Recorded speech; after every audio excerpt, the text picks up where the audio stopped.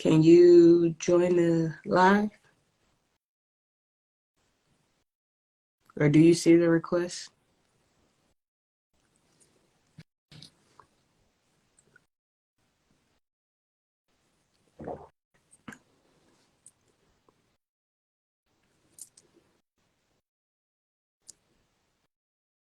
Come on, Instagram, don't act like this again.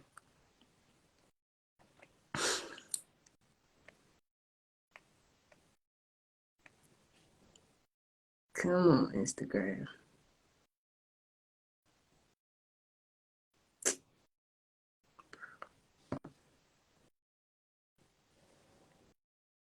I don't know why they're so against this.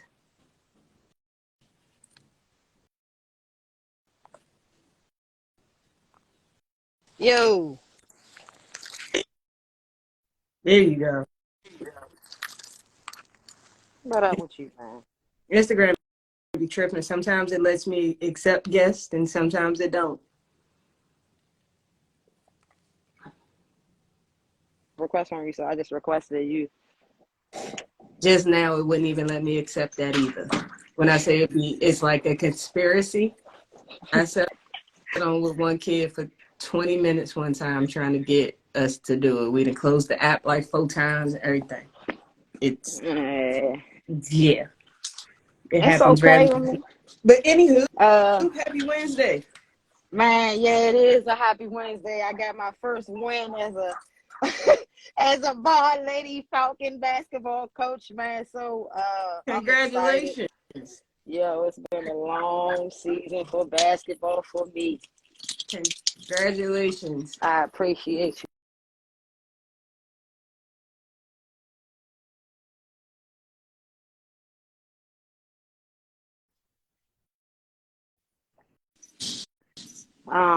What's up with you though?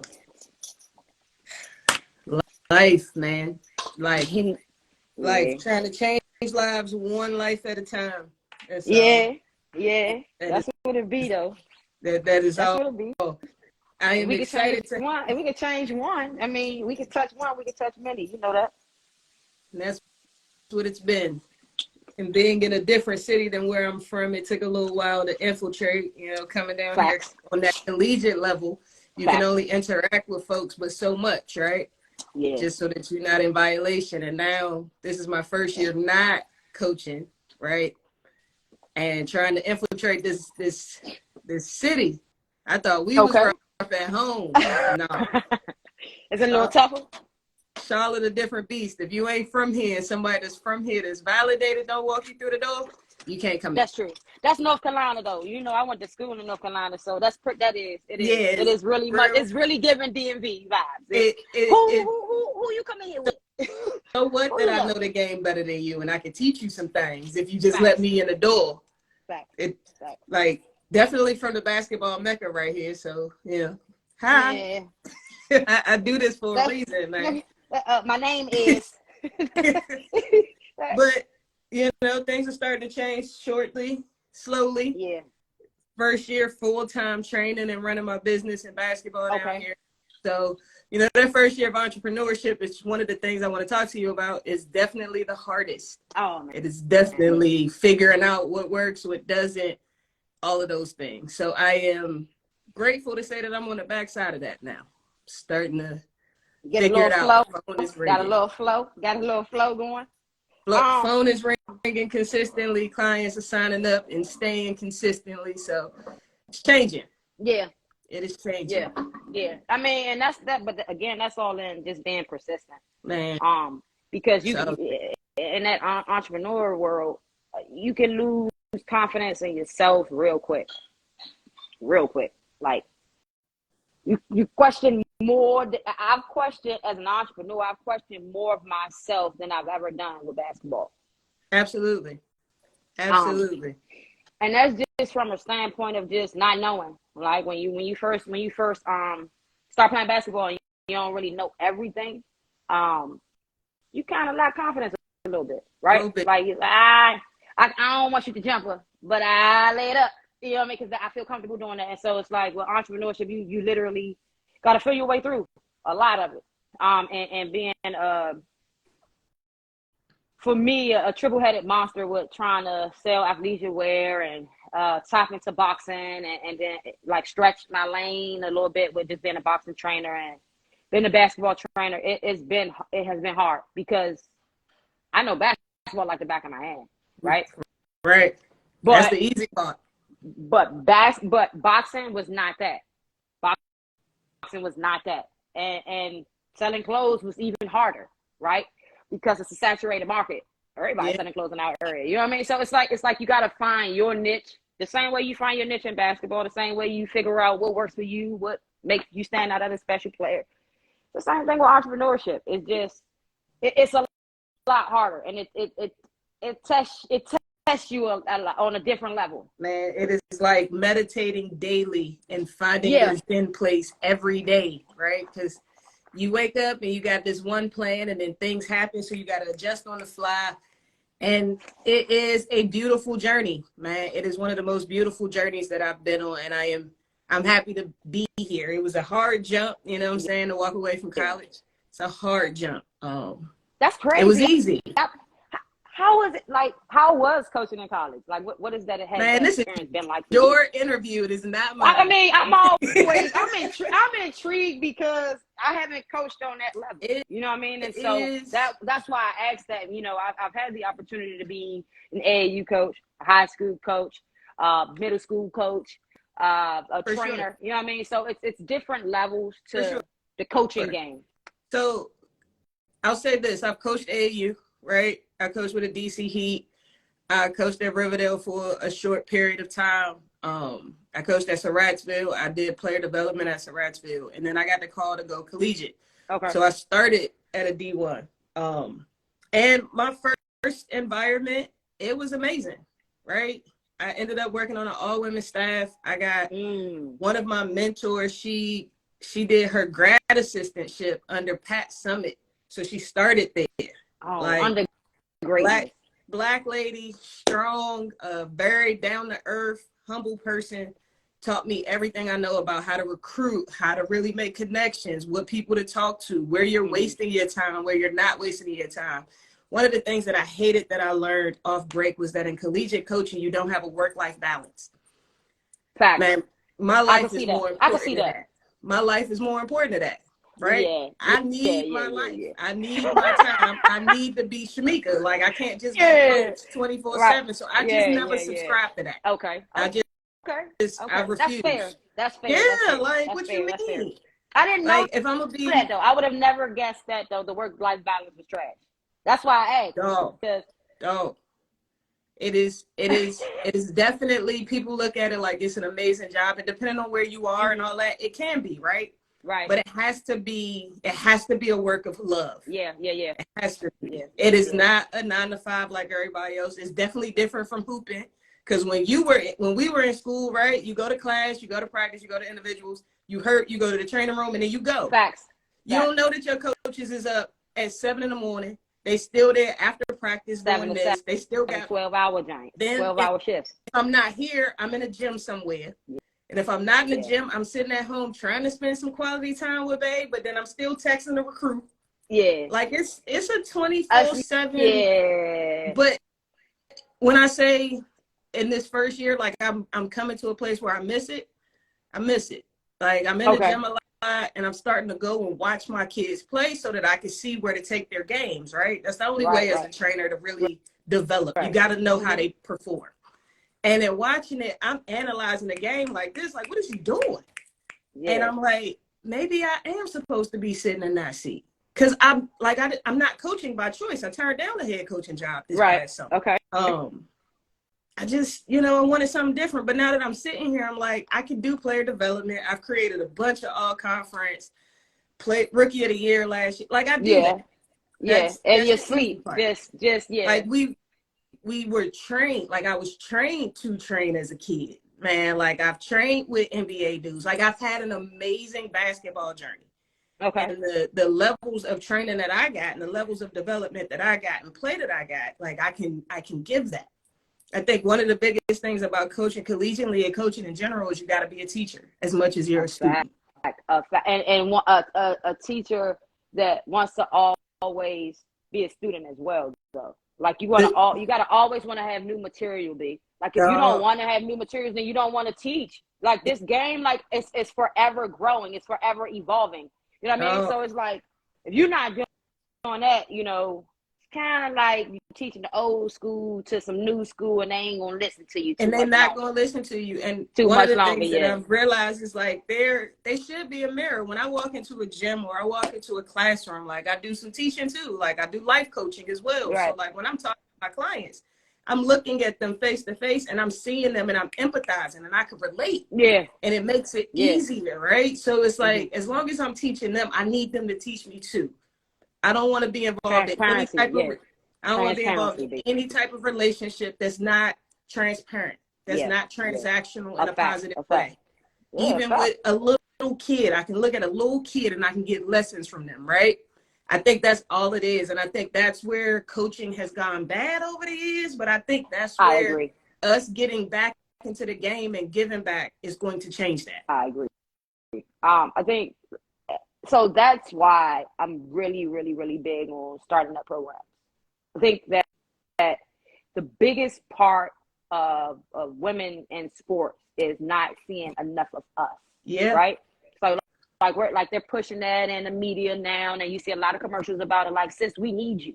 And I'm like, yes, I love this commercial. Like, we should have had these commercials 10 years ago, right? But it's like I'm on my 5th program. 4 basketball programs. I've started 4 basketball programs and 1 volleyball program. Man, I just got asked to coach volleyball. I was like, oh. Believe it or not, volleyball is way more intense. It looked like it. Because you can't move. This is your block right here. You know how square. You know how every now and again in basketball, you pass it up and she missed it, and it's like, damn, that's my turnover.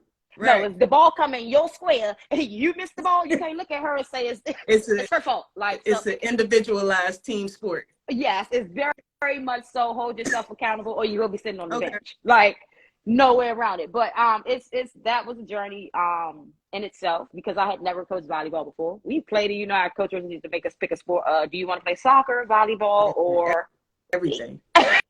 You got to play something in the off season. I don't want to do none of this. Can I work on my game? Like I want to do none of this. But I understand it, right? So I started that, and that was awesome for me. That was this year. Right after that, I started the girls basketball program at Bard. So that's what I'm in now. That's why I was just coming from my game. We got 2 more games left in the season, and it has been a journey because our generation grew up with the talents, right? They grew up with the God-given gifts. So it was like your coach told you to work hard on those gifts, on those talents, right? Right. These players, you literally got to teach them how to be confident first. So everything is internal. Like everything is mental. Everything is in my head space. Everything is, I'm not sure. Everything. Would you say do again? And it's like, no, like with our coaches, it was like, okay, fuck it up and you'll get better. Turn it over. It's going to happen. It's a part of life. It's going to happen in the game. Yeah. These girls turn it over and stop in the midst of the turnover. And like literally just stop. Like literally will just stop. Yeah. With the confused face and everything. You know what I mean? So it's just like the teaching mechanisms of the game has completely changed. How have you adapted, right? Knowing how you were trained, how you played, how you probably deal with your individual or your small group clients as opposed to that team setting. How does that differ? I go into it with the same mindset, right? So with training for me, you brought up small group, right? Small group for me is in essence team training, right? If let's say 3 of your players came to me off your team and they wanted to build better chemistry, that's small group. That's the equivalent of my 3 guards who do not have any chemistry.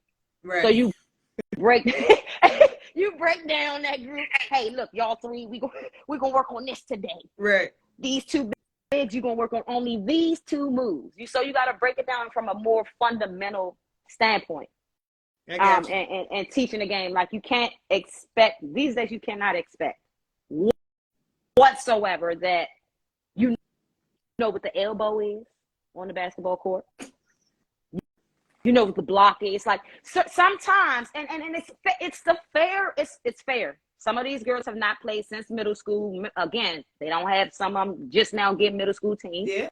Think about it. Middle school basketball is up and coming in our area now. But before that, a few years ago, it was like, God, no.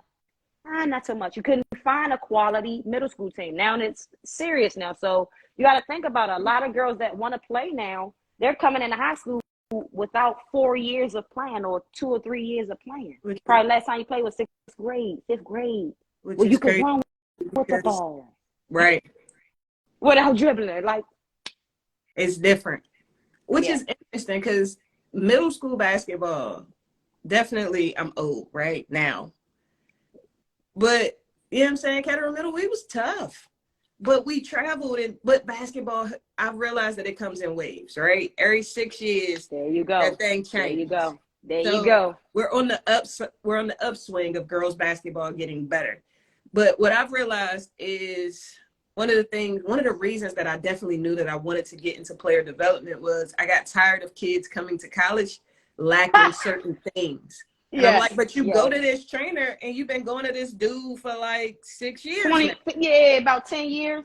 Oh, you know, you got the famous trainers I didn't know you since he was 10. Then why can't they dribble with the left hand yet? Why don't they know to swing the ball or cut away or just move? Like, pass and cut, all of that. Like, you don't want to do any of that. You just want to shoot the three. The 30-footer three, though. Dog, for no reason.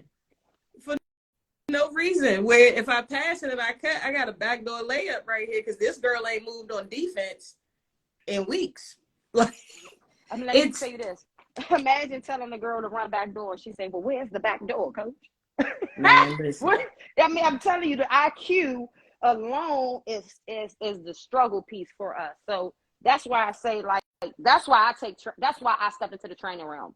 It's not that I didn't want to coach college basketball. It's not that I, don't feel like I'm good enough to do it. It's we need more help down here.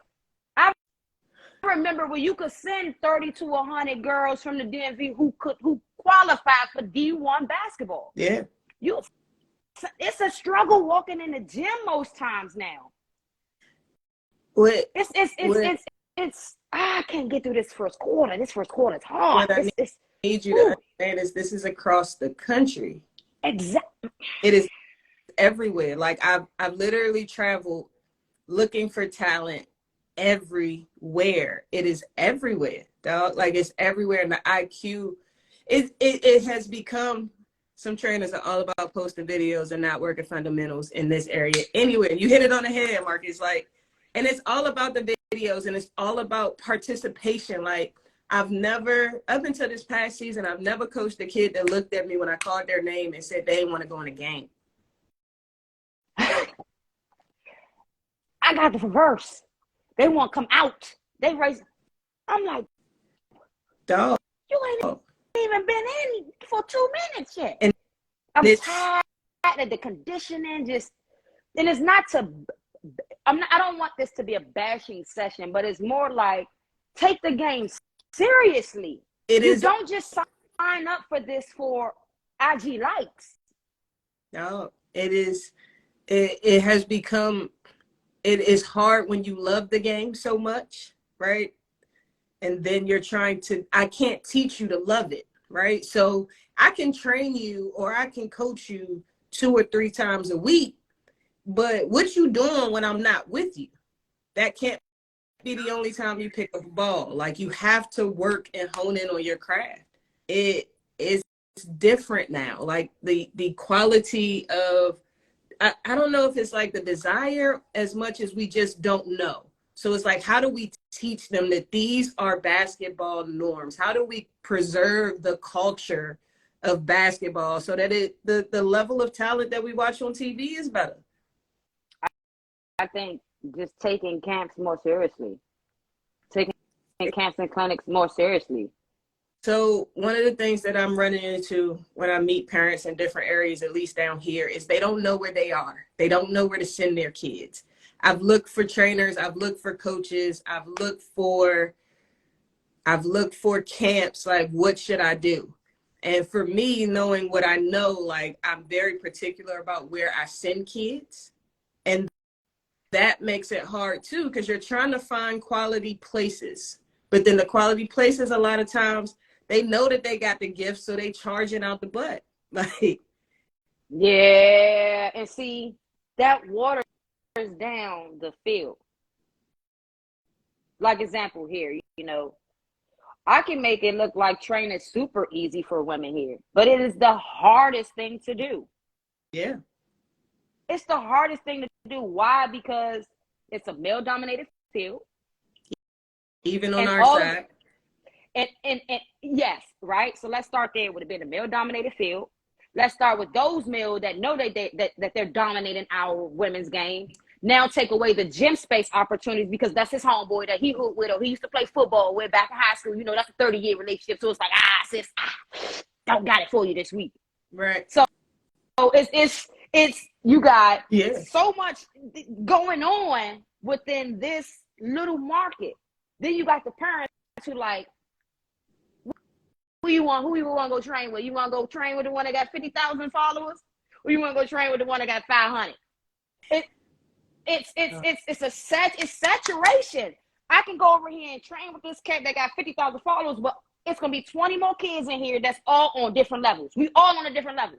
Versus you go work over here and train with this train over here. Oh, you gonna be on a step back in next week, but you ain't gonna want to come back to me next year because you didn't got your game right now. You need to go over here with the 20 kids that they can show off. Because I'm gonna get posted. That part, but what? That's why I say the slogan for me is stay hidden, be seen. Why you need to show everybody everything you do? Just show them a little bit of splash. Look, I'm working on this today. I done did a little bit of that. When the game starts, that's when you sing. Show me what you was working on. Don't want to be a IG hooper. That has been a different space, right? Because to grow your business, you have anybody that follows my IG, my life isn't on there. It's my business. And I have so many videos and I struggle. And if TK is watching and she's gonna fuss at me later, my content creation person, I struggle putting them jumps together because it's like, it's not about that, but that's the only way to grow this thing because you gotta see it. Because if you don't see it, you don't think that I can do it. Yep. Or you don't know that I do part. it. That part. We got all off topic. We're supposed to be talking about you and the business and your life, but that's a part of my business.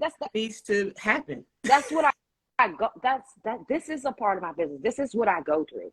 People don't see that I've been put out in XYZ ABC DFG gym because boy down there. But his players is now watching what I'm doing down my end. Damn, a girl doing it. It's a girl doing it. So now when I go back next week, it's you can't train in here. What? I've gone through that. Most of my clients are actually dudes now. Make it make sense, right? So if you got a guy that's the same age as my guy and my guy boogieing, you best believe your trainee is gonna come down there and holler at me. That makes it hard for me now as a trainer. Not that I don't want the new client. It's just One of my first days outside training, right? Doing an outside session, there's another dude that come out and he got all of these different everything. Like he done pulled a whole table out of his trunk and everything. I don't even know what the table is for in training. Like I really don't. But I'm on my end with my kid, and he needs to work on one dribble pulls because he's getting in the game and he's forcing these layups for no reason when the mid range is wide open. So we're just going straight rep work today. But I'm watching him teach his kid to step back, but his kid doesn't have footwork, like basic footwork. So every step back is a travel. So I run down there. You know what I'm saying? I've been a coach for years. I'm used to everybody sharing. Excuse me. I don't even talk to the kid. I'm like, hey, you want these cones real quick? You want this lad on the side? No, I'm straight. You know what? My bad. I got off. I called Janae right away. I said, hey, Slim, this just happened. She said, Mika, I know you're new to this, but you can't do that. I said, no. Okay, my bad. I just couldn't, you know what I'm saying? That's why I'm here, because I'm tired of seeing that. Yeah. You're teaching these kids the wrong thing, but they want to do a step back, so you're just going to teach them to step back, even though they can't do a basic step into a shot. A fact. A whole entire fact. But again, like you would think that the training community would be more cohesive. It right? should be. But it's like the coaching game. Think about when we was in high school, how cutthroat coaches was to each other. It was They play for me. You don't listen to ridiculous. nobody but me. So it's like that's the Ridiculous. training thing now. So what I've learned to do is allow you to leave me. What a lot of people don't know is they'll look at my website and say, "Oh, this is what it is." But I can bring your kid in and be like, I'm gonna drop the price for a while till we get it to where it's at, so that you don't quit, they don't quit, and we can keep this thing going. Now, when I make your kid better and I've offered you this discount because I know that I'm trying to build confidence and I'm trying to build longevity with you because your kid is lackluster, I know that already, right? So that's called doing business. Now that I've done that with you and your kid now can shoot the tray ball after not being able to walk and chew gum, right? Do this. What's the play? Without doing this, they leave. Then they get stuck where they are. The player, you've maxed out where you are because this is where you thought you was, and now you really think you're here. Now you want to come back for the same price. My answer is always fuck no. Respectfully. The price is the price.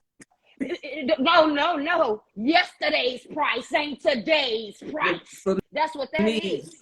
For me, the price is the price. And one of my former players is on here, and she was talking. She called me. She wants to train. She wants to develop because, she's injured, so she can't go back overseas right now. And she's like, "But coach, I ain't trying to train nobody that ain't a bucket." So you gotta build up your clientele for that. So that's what I told her. I said, but as a trainer, you know what I'm saying? It's your prerogative to pick and choose who you're gonna work with. Like, you still hoop overseas. If you're not hurt this year, you over there getting a bucket. So because of your town, where you're from, and everything that you represent, like, you can kind of pick and choose your clientele. Just know that your business is not going to grow as quick because you're only picking them type of kids. But if that's your standard, that's just your standard. And there's nothing wrong with that. Like, but there are some trainers that are like that. Like, for me, I start with a consultation. I start with a 15, 20-minute consultation. I need to see certain things to see where your level is. Like, you can't just book me for a 30-minute or hour session. Like, I need to know walking in the door.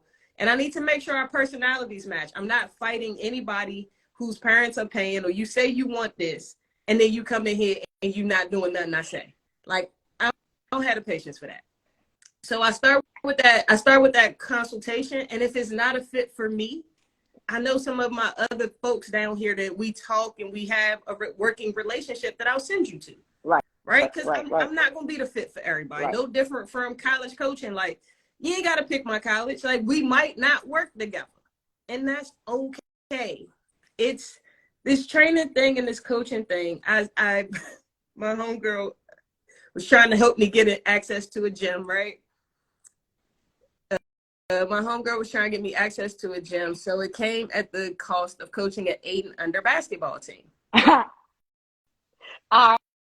That should be fun, though. That should be fun. Listen, when I say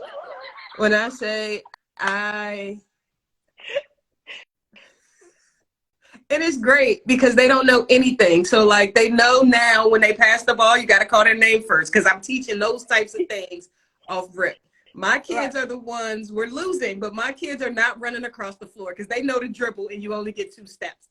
Like, they're learning certain fundamentals that whoever coached them at 12 is going to thank the 8 and under coach, right? Because they're going to be tough. But right now, like, I'm like, God, what I'm supposed to be learning? Because it's got to be a lesson. How to manage my timeouts? Is that what you're telling me? Man, like, coming from where I'm coming from, like, we were really freaking good last year. Like, we just had some internal things that really took us under. Right. But I'm coming from like 3 all conference, like, at the top of the patience. Man, listen, Marcus, since you here. Patience, you can't have no patience with. Patience does not exist with 8-year-olds. It's gone. Their brains are, the information is always so fleeting. Yeah. Right. You got about a good 30 seconds. A good I had no 30 seconds. clue. I didn't know. I had no clue. I had kids that I got one kid. I love her to death. She's absolutely aggressive. She crashing the board. She on the floor. She don't know what to do after that. But she the only one that's going to get the ball. And I'm like, Natalie, if I can take you with me to these other gyms, I take you with me, kid. Like, you got the heart. And if you got heart, I can go from there. But then, like, one of my other kids that's normally after it, she looks at me and she's not moving. I'm like, baby, what's wrong? She's like, I'm nervous. And I'm like, just standing there, like, eyes like, going but why are you nervous? Like, what happened from Thursday's practice to 3 days later, the game? Like, why are you nervous today? Because last week you scored 6 points for me. So, like, what's happening? And at 8, they don't know how to articulate those thoughts and, like really talk about those feelings. Imagine that in high school. It's been, man, like, and again, I love my girls because they have not quit. That's been the biggest thing for me. Just don't quit. It's your first year starting a team. Most of y'all done played on other teams that already had good players, and you just was here for the team, just sitting and waiting. Now you gotta play as soon as you start your team. So it ain't no let somebody else play before me so I can get my heart ready.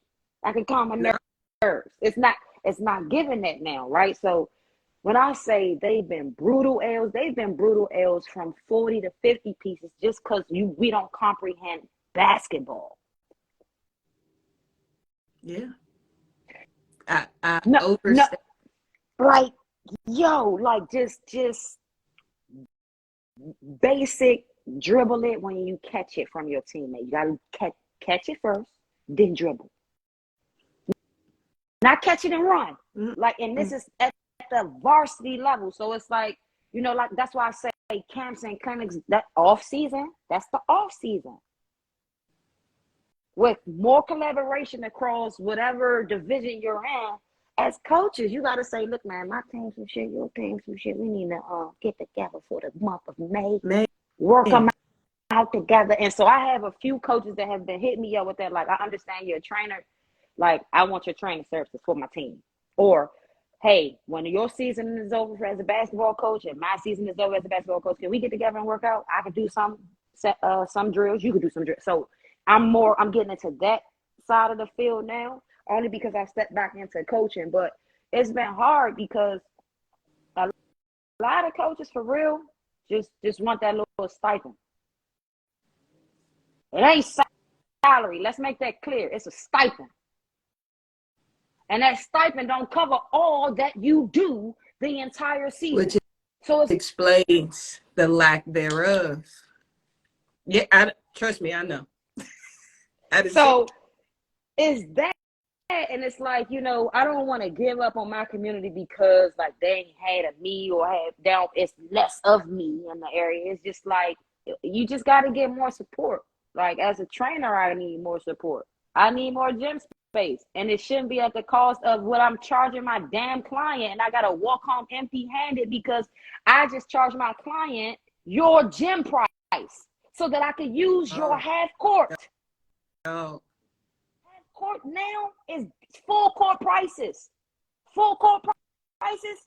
You might as well go play in the AAU tournament. That's an AAU tournament.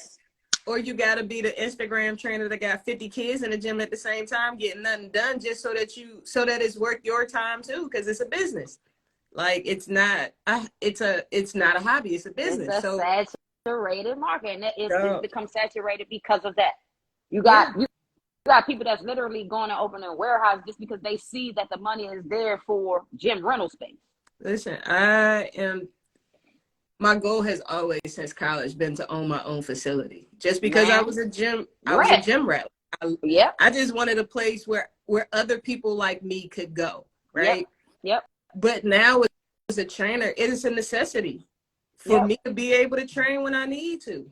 For other trainers, because I ain't the only, like, I'm listening to you. You in a whole different city. You in a whole different state, and you're going through the same thing. Like, it should never give the same vibes across state to state. It should never be that. But that's what we go through, because I'm going to start with this. is lack of collaboration. Yeah, for this right here, we hate to collaborate with each other. Tommy, Sally, and Angie can be in Nevada, Georgia, in the state of Washington, and we'll all make a phone call and have the same tournament running at the same time, making that moolah. Us, no, you can only run that in run that in DC. You can't bring that down here to North Carolina. Okay, we have already got our own thing going. It has shocked me, but the people that have been willing to collaborate and open the doors first were them.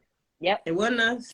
And Yep. It wasn't until one of us walked me through a door that some of the meetings that I've had have panned out. And then once I walked through the door, of course, my resume, who I am, all of that speaks for itself, right? Like, right. I'm not out here trying to grab a bag necessarily. Like, I'm not out here just to grab money. Like, I want to teach. I want to fix it.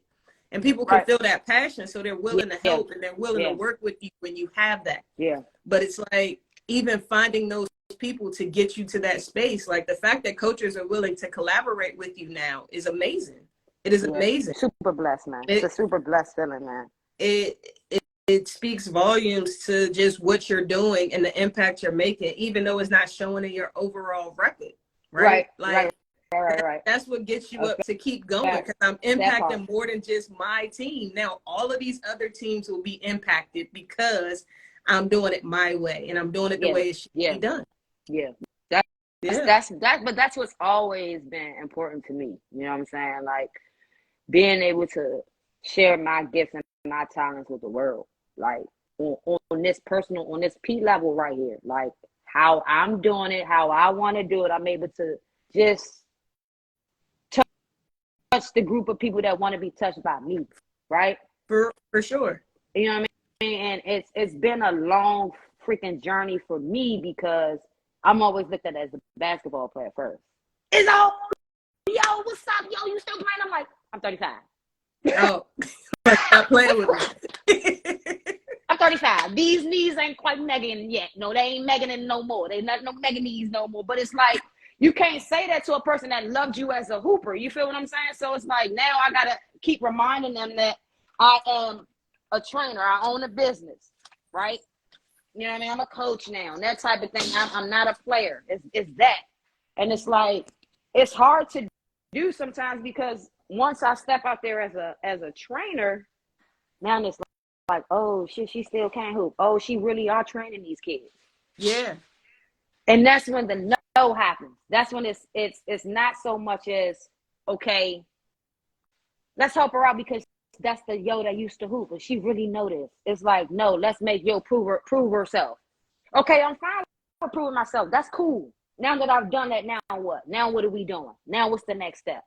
And it's, I guess for me, I've created alternative steps because I got tired of hitting that brick wall. After I've proven myself, after I've shown my professionalism, after I've shown my client base, now you doing the tallying on the numbers versus, she do need some more time. She might need some more space.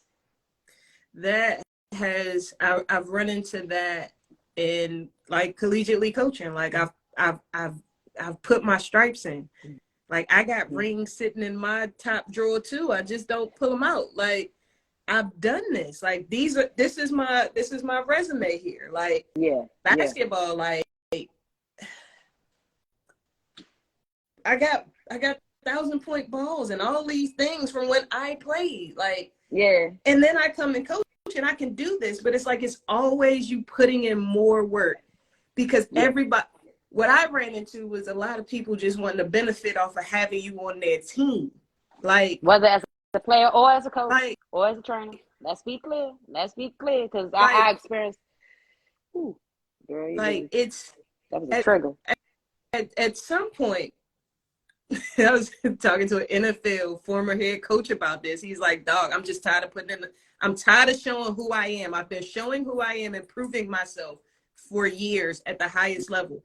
But in the game he's playing, because he's one of us, they ain't gonna let him in but so much. Because of the game I'm playing and you're playing in a male-dominated field, they ain't gonna let us in but so much. And then the women in our field, I hate to say it, they're so patty, that they ain't gonna let you in for real either. Yeah. Like, I didn't see that for what it really was until I stopped playing. Dog, it's bad. It is I didn't bad. I didn't know that, and I pride myself on not being that person because I've had too many of those experiences. When you come and see Coach Yo, or you come and see Coach L, or whatever your choice of whatever you put after Coach, is going to be full transparency. Yeah. You will not get a single lie from me because I know what it's like to trust somebody with your game and how much I love the game as a player.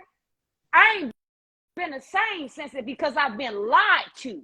And I don't ever at 35, that's why I know God has placed me here with Hidden Talents because I'll never lie to one of my players. Man. And I'm not going to skip over my players either. Oh, because you ain't make it this far or that far, now I'm going to cut you off at the knees because you ain't got nothing to offer me. All of that is a bunch of it, man. Like, that's why I say, like, us, we do us bad. Terrible. When we could really be winning. Like we could really be winning. It a lot more of us, not the select few, not the select few. It's a select few, and it's a saturated. It's a smaller market for women, women of color. I ain't gonna leave out the Hispanics and all. I'm not gonna do that. Why? Because they go through the same shit we go through. For sure. Think about it. You grow up trusting the coach with your whole game, your whole life, and then when it's time for that coach to give back the same way you gave back to them, and making them a superstar coach by having them by winning games by 30 or dropping 30 for a coach, and now pick up the phone and call you and say happy birthday. Oh, I got an opening coming in. I ain't supposed to tell you. Click. Like, that's disrespectful to the game itself, not to me. It's disrespectful to the game.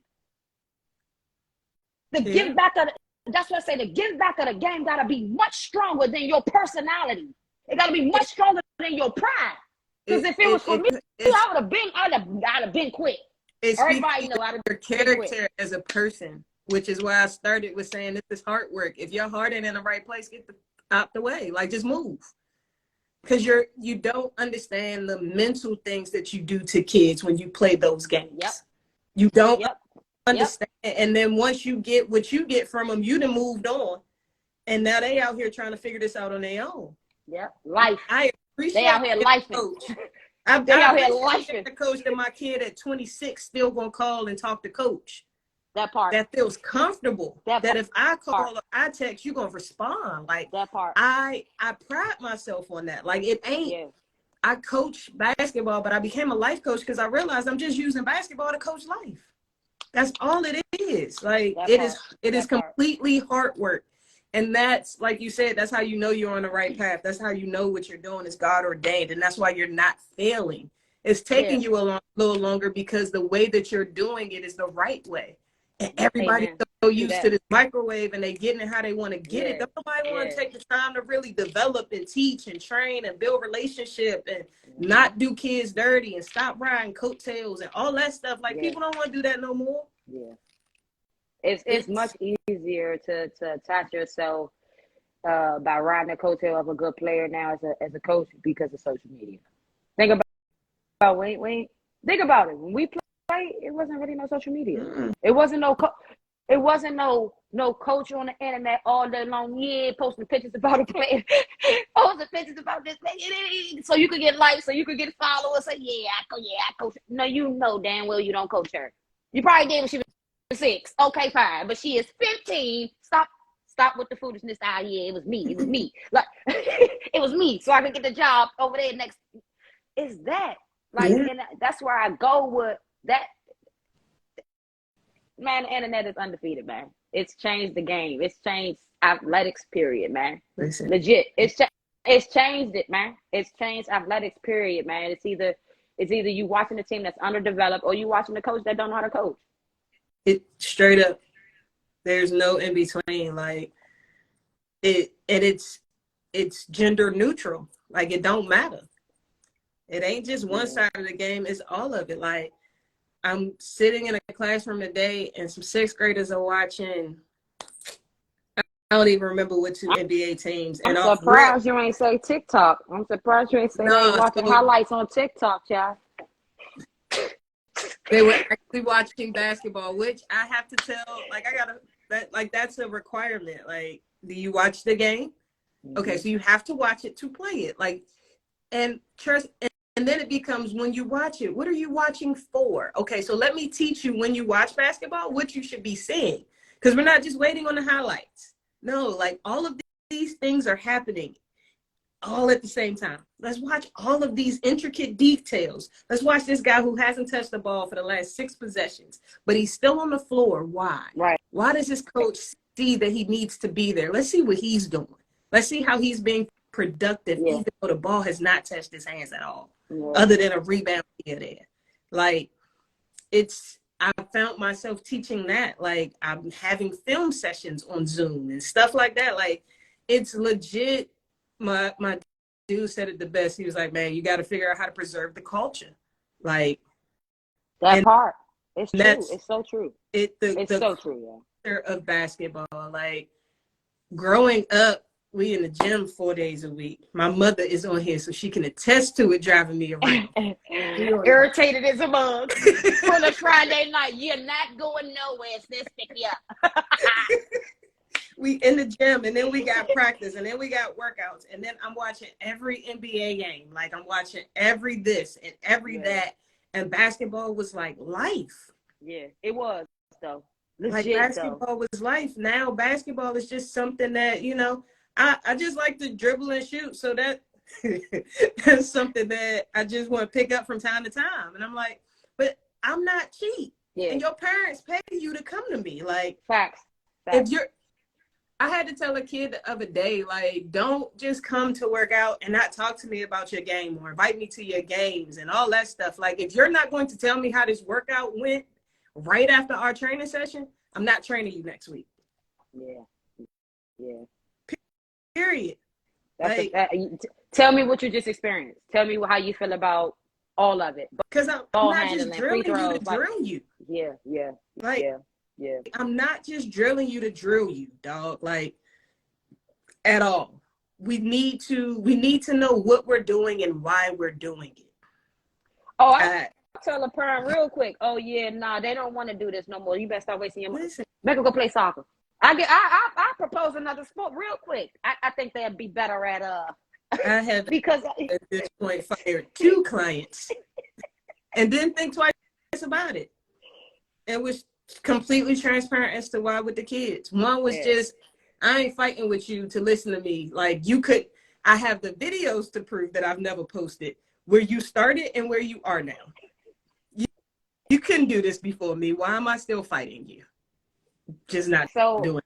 I don't even like, all right, so your first session with me is definitely not getting recorded. Your first month with me is not even getting recorded. Right? I record so that they can see it.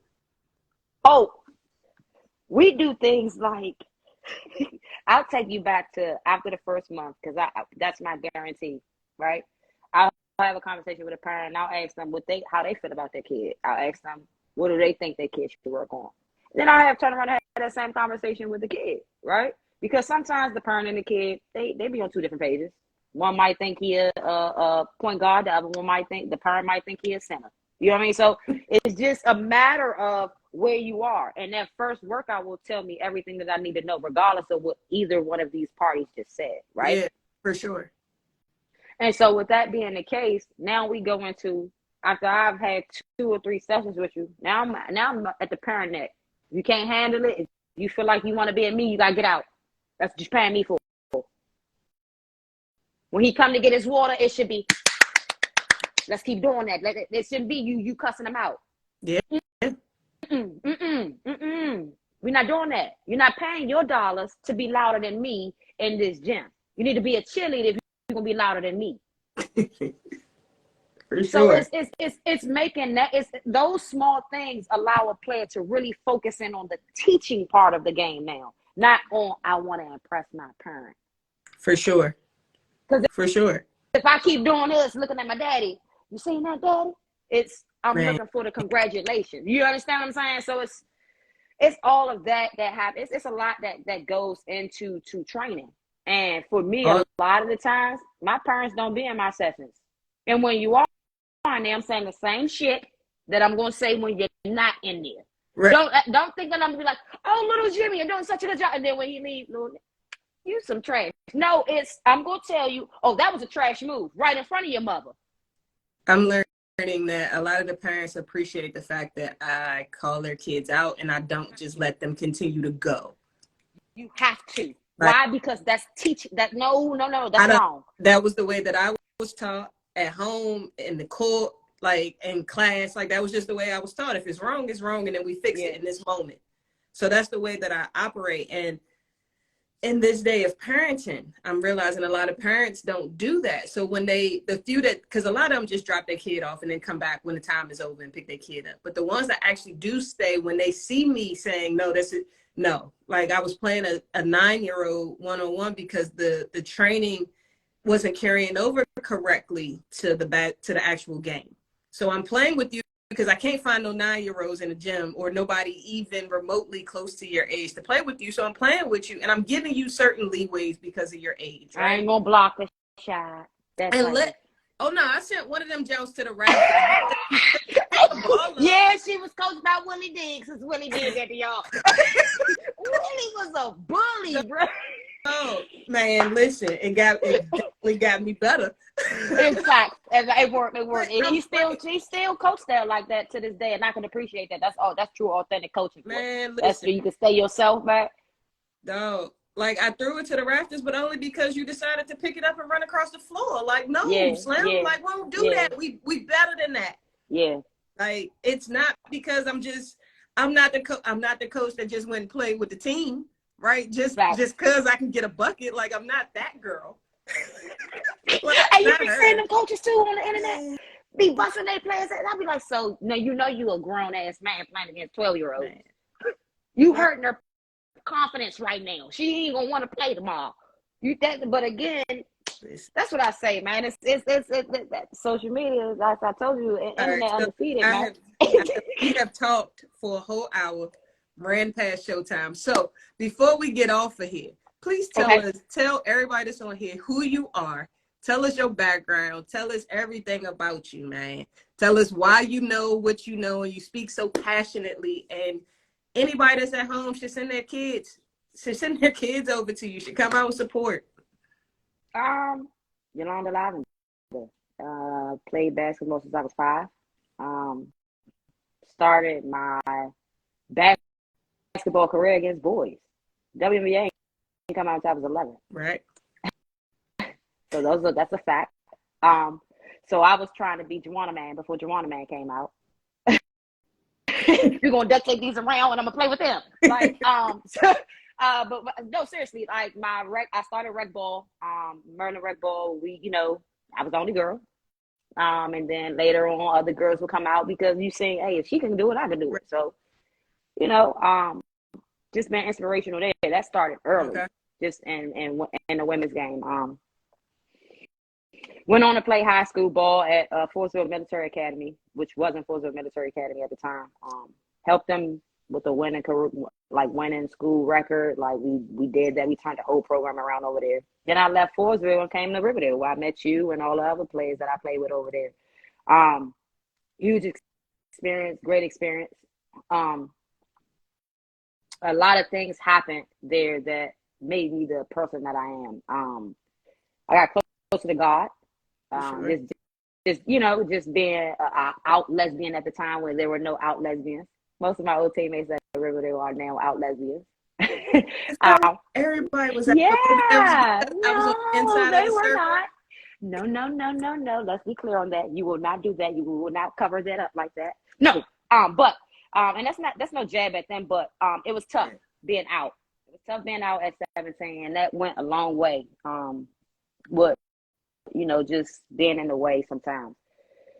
Played at Riverdale, left Riverdale, homeschooled for a bit. Okay. Everybody that, pretty much played for Coach Richardson. Some things go wrong in the building. We try to homeschool that thing. Yeah. I tried to do that. That didn't work out for me. Ended up graduating from Pearl. Okay. I went to school, so I didn't know how your story played out. Yeah. So, left Riverdale because I wasn't welcome back. Shout out to, what was her name? Miss Campbell? Principal Campbell, yeah. The pastor though, he loved me. He loved me. I don't even Let me remember his say that. name. And white boy over there was Mm-hmm. a good guy, man. He was a great guy, man. You thought he was black for real. That's how much he loved us black kids. He loved He supporting was a us. genuine person. He was a very, very authentic dude. You know what I mean? Yeah. But again, I ended up finishing my high school career at Curl. Was in court the last 6 months of my senior year, for a petition Okay. from St. John's, and the WCAC. At the time, we were stacked in the WCAC. Like when I say top, we had a lot of the top 30 girls in the country that was going to top 10 D1 schools. Yeah. And so it threw a monkey wrench in the game. I threw a monkey wrench in the game going over there. Transfer rule. See how important that transfer portal thing is now? Man. I'd have had a whole career. That transfer portal situation was a situation back in the day. But so I played probably like 4 games at Curl, non-conference games. Again, I was in and out of court, in the papers. This is on Google, all of that. Like this was just a petition of just being a top 30 player in the country. Right. They felt like I was taking away from opportunities for other players in the country to play, like to get scholarships, that type of stuff. So that's why I was petitioned not to play. Okay. That wasn't the real reason. It was because I decided to go to Curl and not St. John's. I wanted to play against Marissa and not with Marissa. The fact that it's even deep politically is ridiculous. Yes, political, but I mean, I'm gonna be transparent. So that's what happened. So I lost my McDonald's All-American situation. I would have been a McDonald's All-American had I played my senior year. I was not able to suit up as a McDonald's All-American, so I do not have a McDonald's All-American jersey because of that. I do not have a 1,000-point ball for my senior year because of that. Okay. Mm-hmm. See how all that is affecting all everything that you support, your accolades that you supposed to be having, and you look back 20 years later, but it don't mean nothing when you playing. I don't have any of that.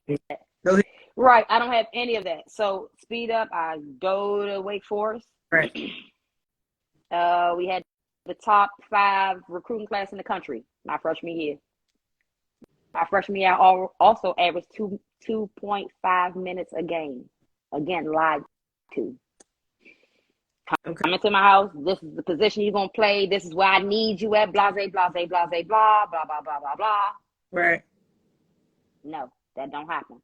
Okay, fine. You think I'm gonna quit? No. Sophomore year, I come back and I'm top 2 in scoring in the ACC, the toughest conference at this time in the country. Yeah. Okay. I transferred from Wake because my English professor at the time accused me of plagiarism. Okay. So I had to go in front of the board. It started my junior year, going into my junior year, I had to go in front of the board, get that reversed. She leaves the campus. Never is to be a professor there again. She leaves random. Okay. I get saved, she leaves. Now I got to transfer to George Washington or somewhere so that I can play. Because this is a bunch of bullshit. I'm missing half my season because y'all something or made a mistake. We made a mistake. Whatever that looks like, right? Right. I still got to get my hands smacked. Okay, fine. I transfer, go to George Washington. I get injured with a severe ankle sprain. So I'm hurt I got to sit out my junior year because of the transfer rule. You got to sit out. So I lose a whole year after being top 2 in scoring in ACC. For sure. I go and play in the A10, and now I can't get a agent to call my phone. My senior year because I missed my whole junior year after averaging almost 20 a game. Along with a transfer. So different now. I transfer, go there. I got to sit out my junior year. Now senior year come along and I got to play, but now I got a severe ankle injury. Now I'm out for the first couple of months. When I do come back and I'm able to play, the decision is to be made of, do you want to play a half a season, or do you want to go graduate with a bachelor's degree, go back to college and play for the masters that 5th year? Yeah. Man, sport at home, like, look, man, what you trying to do, yeah? I need to just get a job. I've been playing basketball my whole life. Yeah. My resume for working a job is, like, I have no work experience. None. Right? So I go from that, I graduate. Let's say I play in the NIT. I played in the NIT at GW. We ended up not making the NCAA tournament my senior year, which was the whole entire reason that if I'm going to transfer, I'm going to go somewhere where they've been to the NCAA tournament. GW's track record, McEwen. GW's track record for making the NCAA tournament was top 32, Sweet 16s, Elite 8s. Yeah. So I'm thinking I'm making the right move as a player. He leaves, goes to Northwestern. So now I'm without the plug for the WNBA or overseas. Right. And I can't play. And I don't have any stats. Come on, Mika, now you listening to me. Yeah. So now I'm at the bottom of the barrel and I should never be there because of the transfer rule, because of my own idiosyncrasies and being a damn teenager. Yeah. Life, man. Now this life be life, and that's what I tell my players now. Don't let life you. Don't lose the reins on what's happening because you can look up and be like, damn, I should have been doing. And that's what I tell people. How did I get here? And so this is how I got here with Hidden Talent. I had to reinvent myself. You graduate from college, don't go to overseas, and again, I'm spending my savings, whatever little bit of dollars I get, I'm going to any type of camp to try to get an age and all of that. This wasn't when you had social media where the agent be like, oh, they in that gym over there playing pickup. I'm going to go get me 2 or 3 players from that. Right. This is how social media works. It has benefits, but it also has consequences. For sure. So it's just you got to understand, like I said, I've definitely been through a lot in my basketball career. You know what I'm saying? Like, and I don't put any of my failures on anybody else. A lot of it is my responsibility. Were there other hands in it that had something to do with? Absolutely. But at the end of the day, I thank God for the woman that I am now. I thank God for the life that I've been able to live now. I got a degree. I'm debt free. Yeah. I got a company that's a 3-headed monster. So it's almost like he placed me specifically where he needed me to be versus where I wanted to be. Because I'm always looking like I always be thinking ahead of the game. So maybe I was ahead of the game. Maybe I was before my time. And he was like, it ain't gonna quite work. It ain't gonna quite work for you right now. And he does push you in places unbeknownst to you to go through things because he has a bigger plan for you. You're not the person you are if you don't go through all of those things. You don't teach the lessons you teach. You're not the coach that you are if it's not for those things. Like, it's definitely that. Like, those experiences, of course, have definitely humbled me. And like I said, I have a level of patience that I never had. I am more humble than I've ever been. And just understanding life and how you are placed in people's lives and they're placed in your lives for real life seasons and times. And that really that is real, right? And so, because again, like when I graduated, I went into depression. I just knew me and the whole world knew I was going to the league. So for me to not do that and to have to create another lane for myself, the first thing I did was gave back to who gave to me. I went immediately right after college and started coaching for James. Yeah. See, you immediately. I went into depression. I stayed there for a minute. I would not, if I would have stayed there and make a real life with me and the person that I am, how passionate I am, I would not be on this call with you today. That's God honest truth. Like he had to take me and put me back in the ball right away. You immediately right out of college. That's how I started training under 10 Unique. James like, look, man, just come and coach these girls. My success, my first ring came in a way of all of my whole AAU team went to D1. And then half of those kept playing. Yeah.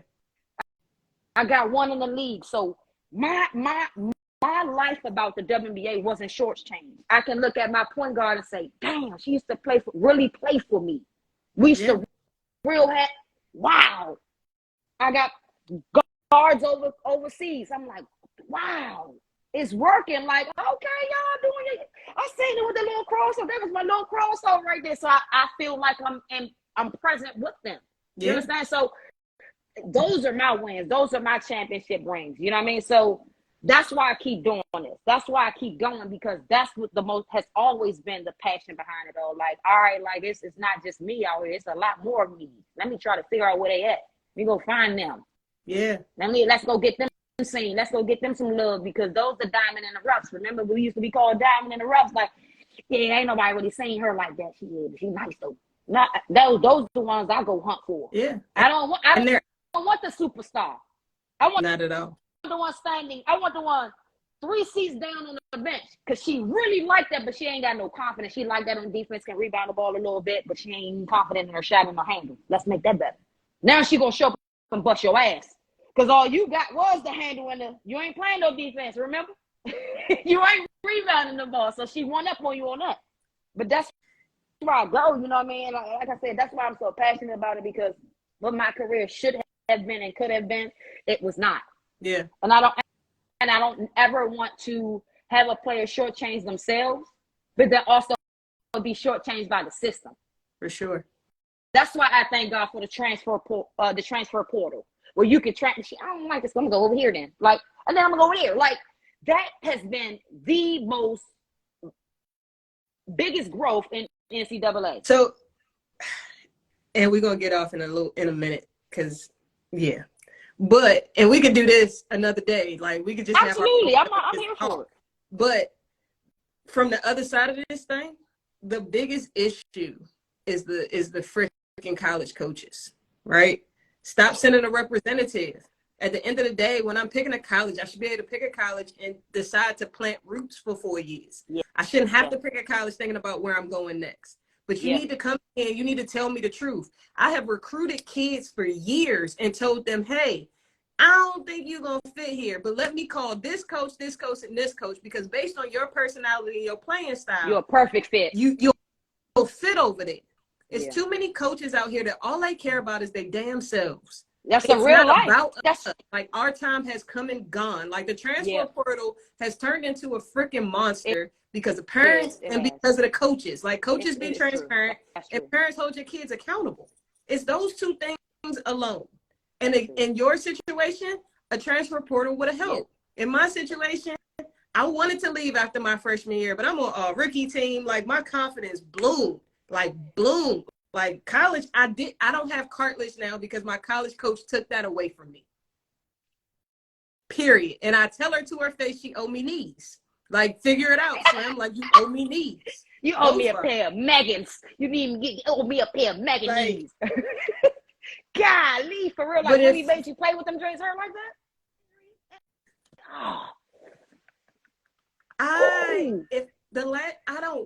I don't play, not because I can't, not because I don't want to, but because I can't. It's just painful. It swells up. Like, I get shots. Like I get shots in mine. The cortisone, John? I average, you can look this up, I average 38 to 39 minutes a game for 4 years. Yeah. Only getting the timeouts for your break. The time for me. Full. There are timeouts where I'm literally on the floor with the trainers because I had knots on my back, putting all that in the super duper icy hot and a heating pack. She calling 2 timeouts back to back. No, like, that's a real thing. The transfer portal for me after my freshman year, I didn't want to stay where I was because I know that I'm bigger than this. I know I'm better than this level of basketball. Yeah. I know that these 2-a-days that I trained all summer for, that I worked out for, that I did all of this extra workout for getting to college, this ain't it. Yeah. This too easy. Why are we spending this much time on 3-man weave? Like, where am I? Yeah. Like, where did I end up? And it just happened to work out. You know what, me. to be honest with you, and again, it's not about because I was able to play. If I could do it all again, I probably would have went mid-major and average 30. Because again, like you said, D1 back in the day was a bunch of like, for real, like, if I could tell you the stuff, We would spend a lot of time on the football field, on the track. Everybody, if you know me, you know I'm not. Give me a hoop at this end and at that end, and we can run all day long. But this running around in the Explain circle to me thing, how miles equal out to us pressing 40 minutes, because I swear I got to break down back pedal, run, sprint, short burst of energy. How does this mile help me with that? I'm telling you, man. I just, man, that's why I'm thankful. Running around the whole jump. Like Coach Richardson, what you doing? Man, now remember the laps where everybody you had to pass each other in the line? Around the whole school though. The church and everything. Okay, we're gonna run the first lap and then you pass them and get to the front. No, that's not gonna help me make free throws. Like, what? Right, but that's life though. That's why, like I said, when I train, I bring up those memories sometimes. Like, listen, I could do a drill that you're not gonna like. I'm trying to make this fun and you can learn at the same time. I'm looking at my kids like, yo, you and Mom, tell me how old I was. But we was at Coalfield House every Saturday running the daggone stairs at Coalfield House. And I'm in like middle school, dog. Not like, see, I'm not signing up for that. I literally had one practice for the Lady Blue Devils where we was at Coalfield House. We was running. Them stairs went straight up and down. Them joints wasn't at no angle. Like, we're running stairs. We got stations, and then we done, and then we coming back twice this week for actual basketball practice. Ain't no question. It is called the Indian Run. Yes, I hate it. It is the dumbest drill in the world. Who made up that? You at the back, so run to the front. No, can we just run together and get it over with? Like, I'm so happy that adults on here now, because the kids would be like, well, not telling Coach I ain't running tomorrow. I got some players that really be like that, man. Like, that's why I say the times have changed, man. And so, again, I'm going to always do what I can to support girls basketball because I love basketball. I remember a time when we didn't have professional girls basketball. And so that's why it's always a homage for me. Like, yo, we could literally lose this tomorrow. It ain't been around as long as the NBA. We could lose the WNBA tomorrow. So let's keep pushing this. Everybody put your hand in. Everybody pull a little bit in the cup. Yeah. It's flowing. You know what I mean? Because if we don't, you can look up and it can be gone again. Yeah. And so that is very critical for me, and just giving back to the women's game, man. Like I said, if I had a me 10 years ago, Mika, think about it. A lot of us say that to ourselves, man. That's our generation. 1 to 3 year split of us on age. Me 10 years ago, life would be different. Just for full transparency, be like it didn't exist. It didn't exist. It just didn't. And I speak on my story a lot. Just because people need to know so that they know how to navigate the waters for themselves. Like, I'm coming from a single household. My mother was in high school, she was a cheerleader. Like, my mother didn't know basketball. She just knew her daughter wanted to play. So I can see your mother being a cheerleader now. like she didn't know, I didn't know, right? Right. And I'm trusting my coaches, but I'm not Yolanda Lavender. Yeah. So the energy that's poured into me, regardless of the fact that I'm here and I'm working and I can do what I can do well, it ain't the same. So the transparency I get is terrible. I walk into a gym as a college coach, and I got 4 different coaches come up to me like, Shamika Jones, oh my gosh, you never called me back in high school. They do that though, still. They do be that though. Okay. Who are you? What do you mean? When did you reach out to me? Is my question. Yeah. I offered you. Who did you tell? Yeah. I told you your coaches.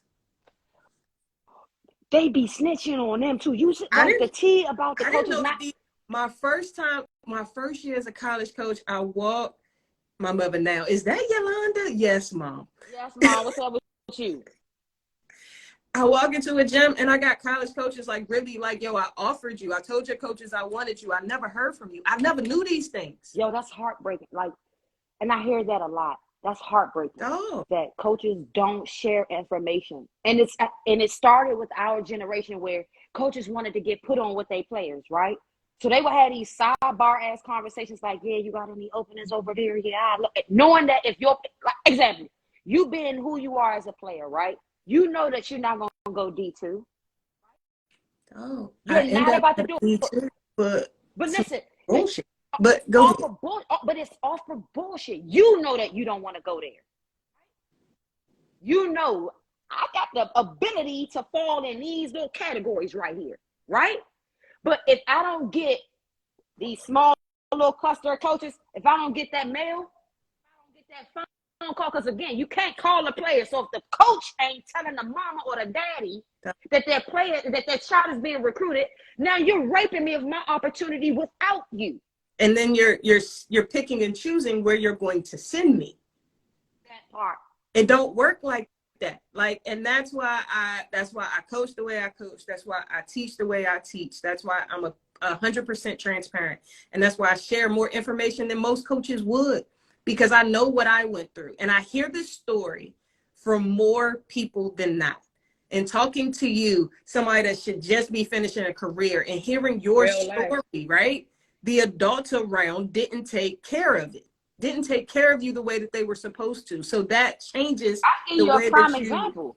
When I was recruited, Coach Richardson told me to go to Maryland.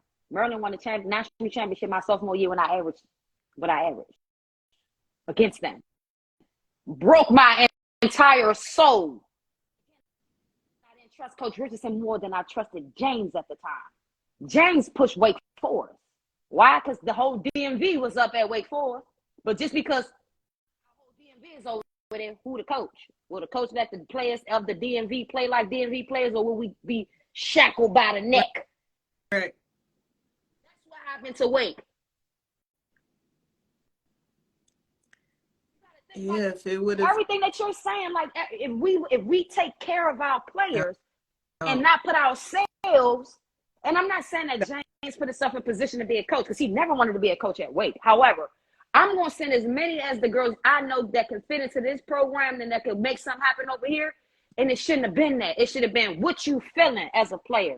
Those are the conversations that you need to have with your... Talk to everybody. Let me teach you how to talk to these people. Let me teach you a life lesson in this moment, which is why it's hard work. Like, imagine not like the 5 visits. I ain't know nothing about that, nigga. I ain't know you supposed to take off 5. I ain't even going on no more visits for real. You gotta think like, yeah, all the conversations. That's why I be like, yeah, they need to have those conversations. These visits, take these 5 official visits, the non-official, all. I did a lot of non-official in our area, but the official joints, I should have took those. Yeah, why? Somebody was supposed to make you take those. Somebody was supposed to make you sit down, talk on the phone, make a list of the top 10, do some damn research, and then narrow that down to 5, and then we figure out where we going from there. I had top 5 before I even got to high school, and still didn't go on my visit. Dog. Just cause I'm being loyal to somebody who I feel like showing me and mentoring me in the right direction. You don't know. You're a kid. You a kid. You don't know. That's why I say I don't put anything on my like. I just try. All I can do is be transparent with my players, because I know that in essence I really didn't have full transparency. You know what I'm saying? Like, for sure. I really didn't. Like I didn't. I didn't know that I was under the microscope as much as I was. Nobody tells you. Nobody tells you. Yeah, yo, like they don't stop posting everything on Instagram. Yep. Posting everything on Instagram. Like, what is wrong? And see, that's get it this off is stuff that I do. Like, stop posting everything. I'm learning this now in my 30s now. Imagine me. Look back at me 30 to 32 or 30 to 33. Super emotional, as some people would say. When that's just me speaking on passion. You don't know what I'm like Erykah Badu say, I'm an artist. I'm sensitive. I'm sensitive Right. about my shit. So when I spaz out about me getting merch ruined or me losing gym space, it shouldn't be that yo wilding out again. It should be damn they dogging her out again. Like she ain't on this motherfucker acting ignorant. She ain't act ignorant as a player. Don't Right. just remember me as a good ass player and not remember my character either. Right. I wasn't smacking bitches on the floor. I made them fall though. You know what I'm saying? So it's like don't now that I'm not playing. Now it's she wilding. No, I'm getting put out of places where I gotta try to run my business. Do you know what that makes me do? Now I've lost those clients. Now I gotta restart that whole thing all over again. So why wouldn't I be sensitive and emotional about that? That's hard work. You understand? That's like losing your house or your car. You know what I'm saying? So it's like people don't get that, and it's like, or when I'm like I said, when I'm spazzing about my fucking just merch and situations like that, or people like you, I could be inspirational all day. But if you never tell me that I inspired you, you're a fucking copycat if you go and do the same thing that I did. I don't care how you break that down to me, B. I don't care. And I can say that to the world with full passion. For sure. Shout out to such and such. That's John free. That John was free right there. That shout out to such and such was free. But for you to take the same exact idea or the same blueprint that I got and try to create your own from it, I'm not supposed to be sensitive about that. I said I was an artist to start. Like, and that's why I said you got to learn. That's learning. Because I didn't learn that as a player. Right. People took full advantage of that space as a player. So now I got to learn all of this as an adult. Okay, fine. I'm going to learn all of that. So I'm going to go through my hiccups and I ain't even about to say shit. Fuck it no more. I ain't even about to. It's a waste of my time now. And so now I am able to mentor my trainees and my players that way. Do you really want to pay that? You 18 now, right? Yeah, I'm 18. Okay, so we're gonna get in adult trouble now, right? Yeah. We good. All right, see that. Yeah. And it consciously reminds me of, damn, I'm an adult now. Like I can't, as much as I want to call them, I forgot out on this or spaz about that. Let me go book a session. Straight up. Let me go book a session. Like, let me go make some money and just let you be mad because you're not doing what I'm doing. And you don't learn that until after you've been in this thing for as long as some of us have. Like I said, I've played since I was 5. I'm 35. That's 30-year career. That's your entire life. My entire life. Then you go from doing coaching to training. You're still in the game. You're still a part of it. You're still doing it. Yeah. And it's like you gotta constantly remind yourself to grow and to give yourself some grace. I think, I don't know about you, but for me, the hardest part is the grace part because of the era that we grew up in and the expectation is like, nah, like we get it done. Like I'm learning now at 36 to have some grace for myself and to take a minute to breathe and see everything that I've accomplished, everything that I've done. Like we are some of the few women that can still say that to this day, basketball takes care of me because I took care of it. Like it's not a lot of people that, so in the journey, it's like that grace part has been a learning experience. It's an everyday reminder. It's like sometimes I'm really hard on myself where it's painful on my body. Yeah. Like I ain't doing enough. And it's like, do you know you just trained for 5 hours yesterday? Oh. Do you know you worked and trained? Do you know you worked, trained, and coached? Like, it's like, I be like, you need to chill. Then you still went home and a healthy relationship. Like, all of these things. It's all of those things. Like, it is a blessing. And the older you get, you learn to reprogram, right? What up, Janae? Yeah. You learn to Janae, you should have been on here, yo. Janae is on here. She was on here. She did my very about invite. She need to get on. I ain't seen her in forever. Where you at now? Where y'all at? Where you at? No, come on, right? Janae's actually at home. She came back here and stayed. Janae is at home, so definitely hit her up. I know that y'all can link and figure some stuff out. Janae is at home. And then I will text you one of my homeboys, Marcus. He was on here. Okay. He coaches at not Flowers. It's gonna come to me. Okay. It's late. But he said he can help you out with a gym space too. So he's gonna make a call for a gym Big space. up, yo. He's gonna make a call for a gym space tomorrow. So I will connect y'all. He said good night. So I'll connect y'all on text tomorrow. Yeah. Def. And then it's almost 9:30. I could talk to you all night and all day. Oh man, we gotta do this again. Amazing conversation. It has much needed conversation. I definitely want to continue it. Yeah. Is he sure. I want to continue it. No, he is not. We could definitely do. I mean, we could do a series of this. I'm not, I'm open to it all the time. Like I've been hitting you up about this. Like we got more. It's more to talk about. It's never. I hate that it was about me. I don't know how to make that thing work. You didn't really make it about you. You really didn't participate the way you were supposed to. It's kind of it went the way it was supposed to go. It was a reconnection, a reuniting, and it felt so good to just kind of understand a new unity, right? A newness of it, because I don't know adult Yo, just like adult, you don't know adult Shamika. So like, right. In this space, we're definitely reconnecting, but we're learning who we are now. And then now it's a different type of respect.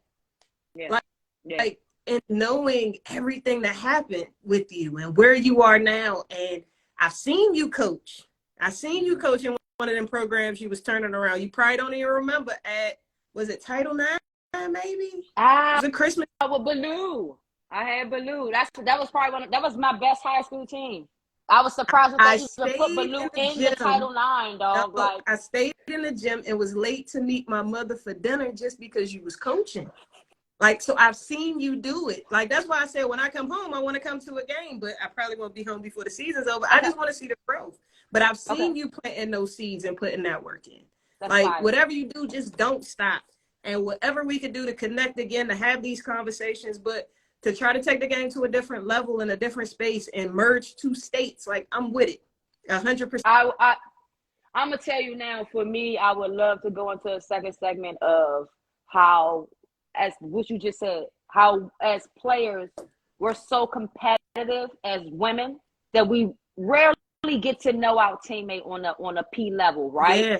A P level to a point where as adults you're like, damn, I seen the growth since that was huge. Yeah. Like now we can connect, and it can really be, damn, that was really my teammate. Like I need to check in on her. Woo, woo, woo. Like I think that oftentimes in our community we are teammates for the time, and a teammate should be for a lifetime, not just inside those lines. And so I would love to just have that.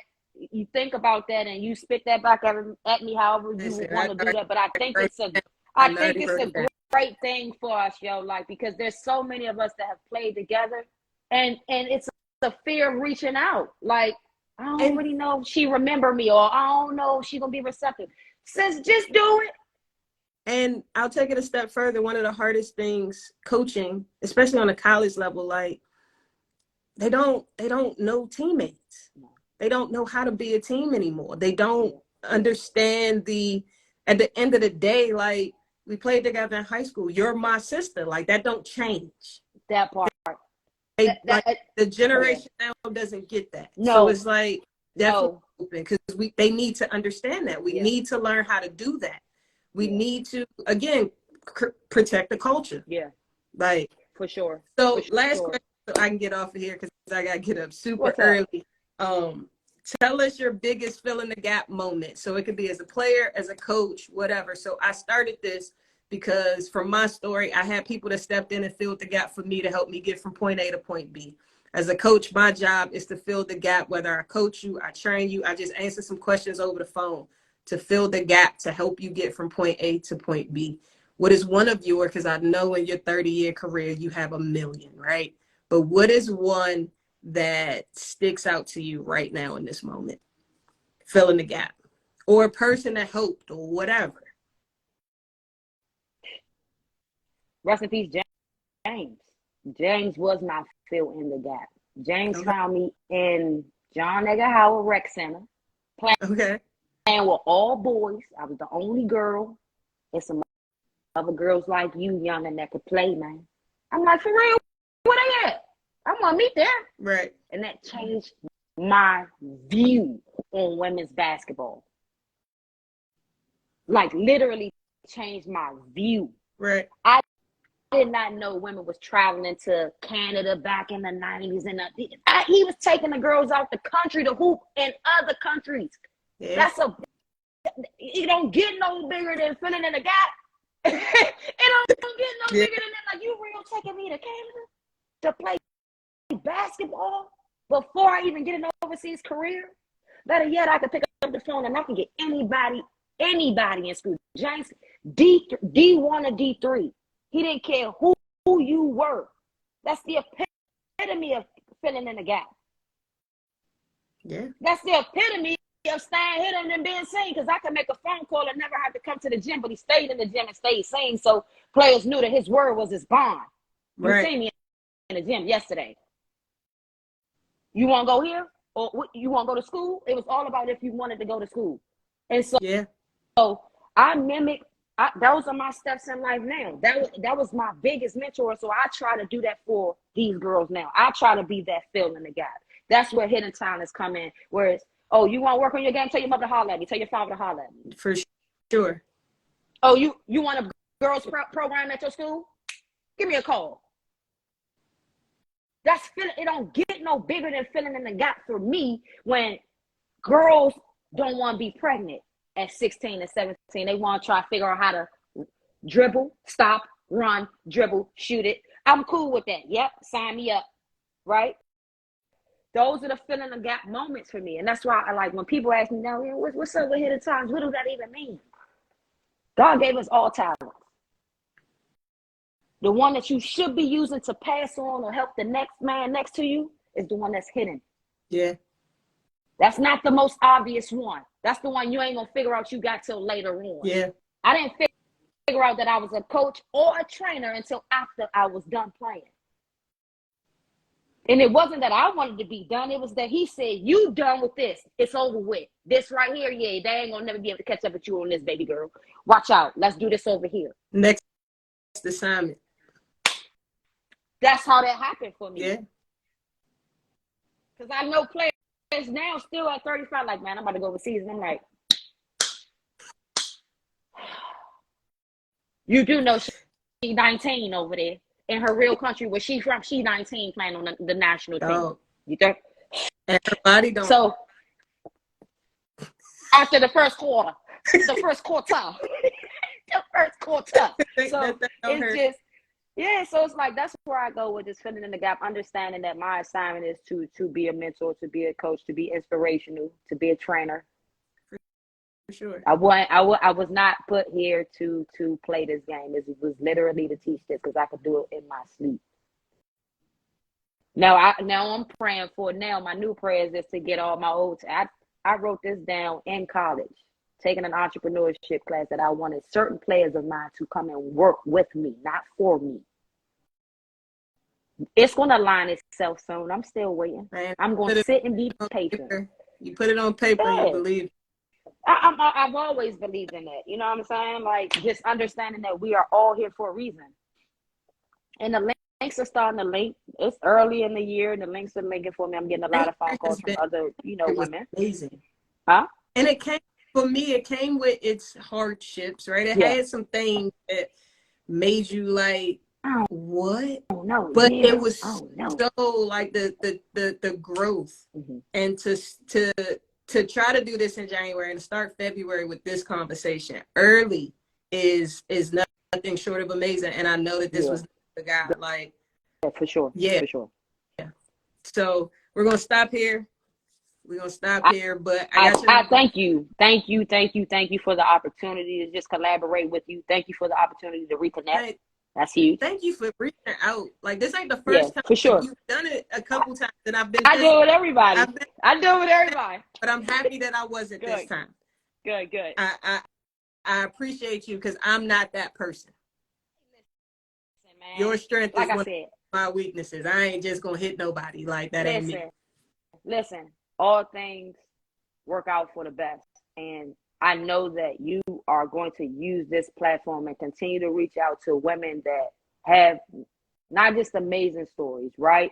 But are able to touch lives in ways that we won't ever be able to do that. Everybody has a job. The more people you touch and put into this light, the more they're going to want to do their job. The more they're going to want to give back to somebody else and mentor somebody else. So when they look back 20 years, they can say, damn, I used to do that. Yeah. I used to, oh, that's all right, man. She took the torch and she kept on pushing. That's what this is about. This right here, this platform that you're creating, watch how many more young girls want to grow up and do this, man. This is something that wasn't out. Think about this. 10 years ago, it wasn't out there. You got to think about this. This platform in itself, this whole idea, right? It wasn't me, and it ain't me. And I just show up and I do my part. Yeah. Keep doing it. Like, keep doing it, yo. It's a need. Like, it started because I've had so many people just call me to ask questions because college coaches aren't available and they don't answer questions and there's no transparency. And I was like, you know what? Let me just stop talking to everybody one-on-one because I answer every call. I try to answer every question. Like and it's just not enough time. It's just not enough time. If I can get a Yolanda Lavender, if I can get a Tiffany Stansberry, if I can get that guy on here to talk about their moments and their transparencies and their actual life. Like when Tiff was on here, Tiff talked about her whole, like Tiff had a decent WNBA career and went overseas for years. Like my sister's hooping. But her story, unless you was right there in that bubble, like we were, you don't know her story. And her story needs to be heard. Like when I talked to the Hezzy guy, like I know part of his story because he went to school with us, right? He went to college with us. But these kids, all these followers that he has now, they didn't know his basketball struggles and everything that it took to become the Hezzy guy. Like, and having these conversations, I thank you for saying it because I need to hear it. So I keep going. But I realize this definitely ain't me. This is bigger. This is all God's work. Like it's bigger than me. It definitely is because you're pulling in the right people, man. What stories that'll never be heard because these are we're the folks that didn't make it. Where everybody, if you know, you're like, nah. Who you looking at ain't really that motherfucker that ain't playing way better than them. That's the story. Versus if somebody used this platform and you heard like, damn, she ain't had no transfer portal. Damn, she ain't play because no career offer the transfer alone after leaving the league. Damn, yo, ouch, that hurt my butt. Like, it's real life scenario. People want to talk to you to figure out what happened and how do I avoid this, right? Because if I don't know, like in me and my mom's situation, we just didn't know. If something like this exists 15, 20 years ago, 10 years ago, it changes a million lives. Yep. We just don't know. But that's real shit. Before we go, but like I said, listen. Go ahead. I know, right? Listen. I know I'm gonna let you go. Just hit me up with the next journey, yo. With the next collaboration. What we're gonna discuss, when you want to do it. You know how I roll with it. You know what I mean? I'm always here to serve. You know what I mean? Again, like I said, keep up the good work, man. This platform is what we need as a culture, as a community. All right. So however I can help, you got my number now. Yeah. Right. Probably gonna call you tomorrow because I just want to talk about this again. Yeah, for sure. All I'm gonna say is just baby rubs for me. Go to sleep, man. Get you some rest, yo. All right. Give me tomorrow. Congratulations yo. On tonight. I know one and later, yo. All right. Later.